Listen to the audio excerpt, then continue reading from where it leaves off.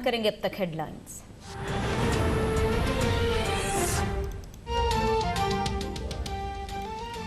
Corruption कौम को दरपेश एक बड़ा चैलेंज है। बदउनवानी का खात्मा मुआशरे के तमाम तबकात की इज्तिमाई जिम्मेदारी है। सदर मुमलिकत आरिफ अलवी के चेयरमैन नैब जावेद इकबाल से मुलाकात में गुफ्तगू। सदर आरिफ अलवी का मुआशरे से करप्शन का नासूर खत्म करने के लिए मजीद मौसर इक़दाम और गवर्नेंस सिस्टम में शफाफियत को फरोग देने पर जोर। चेयरमैन नैब ने सदर को नैब रिपोर्ट 2020 पेश कर दी। इदारे की कारकर्दगी पर ब्रीफिंग भी दी। मुखालिफ खुद हैरान फिर रहे हैं। 4% ग्रोथ रेट पाकिस्तान की जो अभी नजर आई है, वो सारे हैरान बैठे हैं। वो कहते हैं झूठ बोल रहे हैं। मैं उनको ये कहता हूँ कि मैं वो कैप्टन था जो न्यूट्रल अंपायर लेके आया था। मेरी जिंदगी का वो सबसे मुश्किल टाइम था, वो जब हमने 1.5 साल गुजारे। जिस तरह हम निकले कोरोना से, शायद ही दुनिया में 3-4 मुल्क हैं कोरोना से जिस तरह वो निकले। वो अगर प्रेशर में मैं आके लॉकडाउन लगा देता तो हमारा वो हाल होना था जो आज हिंदुस्तान का हाल है। बड़े मुश्किल वक्त से निकल आए, दोस्त ममालिक मदद न करते तो पाकिस्तान दिवालिया हो जाता। वज़ीर आज़म इमरान खान का रशकई में CPEC के तहत खुसूसी इक़्तिसादी जोन की कमर्शल लॉन्च की तकरीब से खिताब। कहा, पाकिस्तान की मईशत कोरोना में भी चलती रही, लोग हैरान हैं हमारा ग्रोथ रेट 4% कैसे हो गया। स्मार्ट लॉकडाउन के जरिए कोरोना पर काबू पाया, मुकम्मल लॉकडाउन लगाते तो हमारा हाल भारत जैसा होता।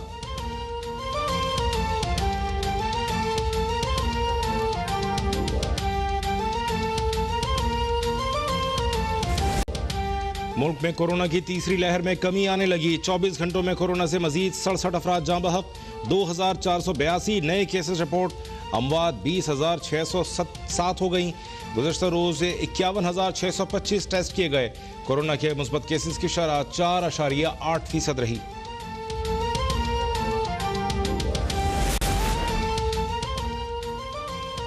मुल्क में 50 लाख से ज्यादा अफराद कोरोना वैक्सीन लगवा चुके। कल से 23 साल से ज्यादा उम्र के रजिस्टर्ड अफराद किसी भी वैक्सीनेशन सेंटर में जाकर वैक्सीन लगवा सकते हैं। सरबरा NCOC असद उमर का ट्वीट लिखा, आप भी जल्द रजिस्ट्रेशन करवाएं और वैक्सीन लगवाएं ताकि पाबंदियों में कमी की जा सके और आप अपनी जिंदगी आज़ादी के साथ कोरोना के खौफ के बगैर गुजारें। कायदे हिज़्ब इख्तिलाफ शहबाज शरीफ और मौलाना फजलुर रहमान के दरमियान अहम मुलाकात आज होगी। PDM के मामलात, सियासी सूरत हाल समेत मुतादिद उमूर ज़ेर गौर आएंगे। नून लीग के नायब सदर मरियम नवाज का भी दौरान मुलाकात मौजूदगी का इम्कान।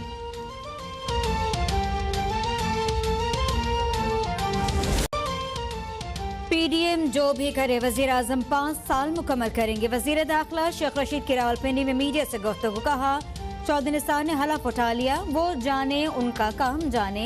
एटमी धमाकों का सेहरा राजा जफरुल्लाह, गौहर अयूब और मेरे सर जाता है।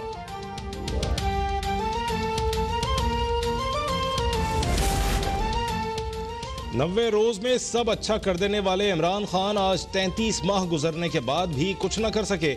चेयरमैन पीपल्स पार्टी बिलावल भुट्टो जरदारी का बयान। कहा, साइकिल वाले वजीर आजम के किस्से सुनाकर इमरान खान ने आवाम की आंखों में धूल झोंकने की कोशिश की।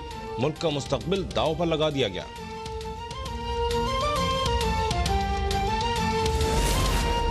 इंतकाम की सियासत की है, न इस पर यकीन रखते हैं वज़ीर आला पंजाब उस्मान बुज़दार। कहते हैं कि साबिक दौर में मुखालफिन को सियासी इंतकाम का निशाना बनाया गया। माजी के हुक्मरान अपने किए की सजा भुगत रहे हैं। PDM भी उनका बोझ बर्दाश्त न कर पाई और बिलाखिर जाती मफादात की नजर हो गई।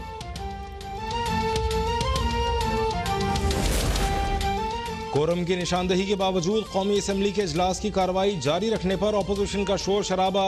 नैब तरमीमी ऑर्डिनेंस में 4 माह की तौसीक की करारदाद मंजूर। मुर्तजा जावेद अब्बासी का एहतजाज। कहा, तारीख में कभी किसी स्पीकर ने ऐसा काम नहीं किया।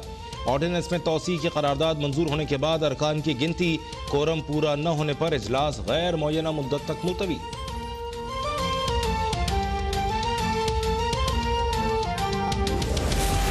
मुल्क में पानी की किल्लत का खदशा। सिंध हुकूमत के तहफ़्फ़ुज़ात का जायजा लेने के लिए वज़ीर आज़म इमरान खान ने और दोबारा इजलास तलब कर लिया।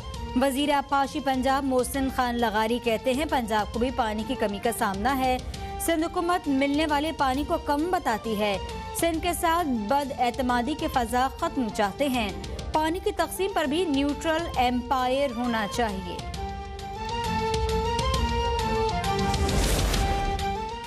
गवर्नर पंजाब चौधरी सरवर की अमेरिका में सेनेटर क्रिस वैन हॉलिन से मुलाकात। मसला फ़लस्तीन और कश्मीर के हल के लिए अमेरिका से किरदार अदा करने का मुतालबा। गवर्नर पंजाब ने कहा कि दुनिया में अमन का रास्ता मसला कश्मीर और फ़लस्तीन के हल से ही निकलता है। दहशतगर्दी के खिलाफ जंग में पाकिस्तानी अफवाज और आवाम ने सबसे ज़्यादा कुर्बानियाँ दी हैं। अमरीकी सेनेटर की दहशतगर्दी के खिलाफ और पाकिस्तान के माशी इस्तेहकाम के लिए ताउन की यकीन दहानी।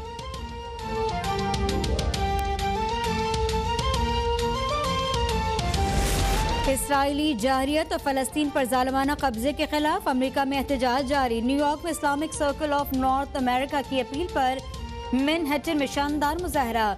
मुख्तलिफ मुस्लिम तंजीमों के अलावा इंसानी हुकूक की तंजीमें भी शरीक। मुजाहिरीन का प्ले कार्ड उठाकर नारेबाजी करके फ़लस्तीनी अवाम से इजहार यकजहती।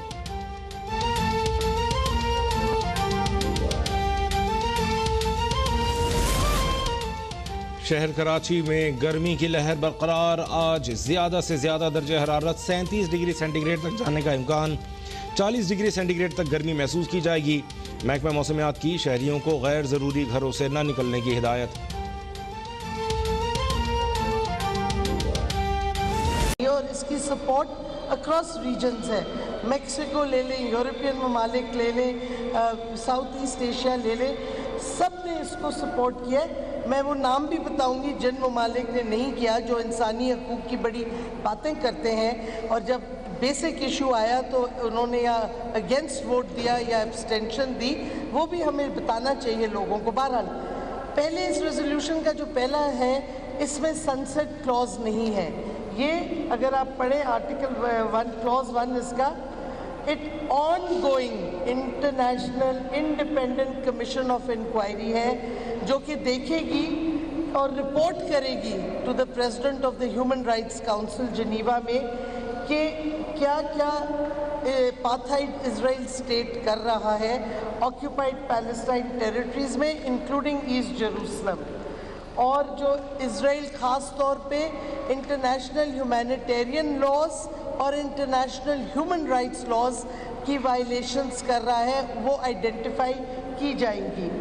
और फिर वो रिकमेंडेशंस देगा टू थर्ड कंट्रीज़ ऑल्सो, यानी कि जैसे यूएस है, यूके है, जितने मेंबर्स हैं यूएन ह्यूमन राइट्स काउंसिल के, क्योंकि अमेरिका वापस आ गया है, ट्रंप के वक्त वो निकल गया था इस काउंसिल से, अब वो वापस आ गया है, कि वो रिस्पेक्ट करें इंटरनेशनल ह्यूमैनिटेरियन लॉ और इंश्योर करें कि जो इनकी डीलिंग्स हैं इजरायली हुकूमत के साथ वो वायलेट नहीं करती इन कवानीन को in the occupied Palestinian territory और जेरूसलम। तो ये भी बहुत इम्पॉर्टेंट है कि थर्ड स्टेट्स पे एक फॉर्मल ऑब्लिगेशन कर दिया, आपने जिम्मेदारी दी है कि उनको ये ओबे करना होगा।